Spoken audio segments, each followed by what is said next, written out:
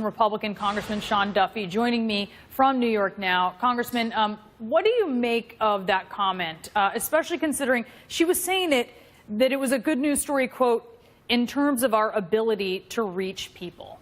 Well, listen, Brianna, if you watch any of the news stories or you talk to anybody from Puerto Rico, there's no good news coming out of the island in that it's been devastated. I mean, this has been absolutely, they've been flattened. And so, I think the government has done a pretty good job of bringing resources to the island, but the distribution network on the island doesn't exist. So not only is it food and water and medicine, now you have to bring in drivers and trucks to get it around the island, which is just an additional challenge. So yeah, I guess I would disagree with that. I think it's a bit short-sighted. From those I've talked to, they're reeling, and there's no good news right now. But we have reporters who, for instance, they're in downtown San Juan, and that is, of course, the big city on the island. So that's the place certainly that's where the port is. That's where you would expect things to get going before other places on the island, up in the mountains, far along the coast. And they're telling us that it's intermittent. They're barely seeing anything when it comes to federal response.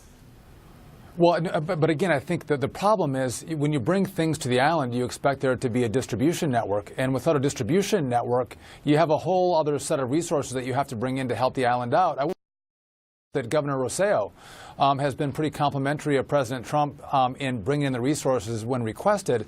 But this is not like Florida. This isn't like Texas, Brianna. I mean, there's infrastructure there to deal with the supplies that are there to help the citizens.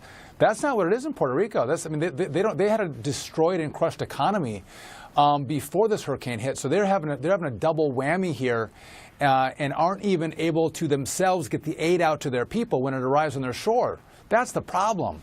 And now we have to go, okay, well, if they don't have it, now let's get transportation mechanisms on the island so we can help people. I mean, Brianna, you're hearing stories of, we might still be finding, bodies and injured people up in the hills in Puerto Rico. I mean, this is absolutely devastating. I got to say, I love the island. I worked on the PROMESA bill to try to help them out of their debt crisis. I've been down there a number of times.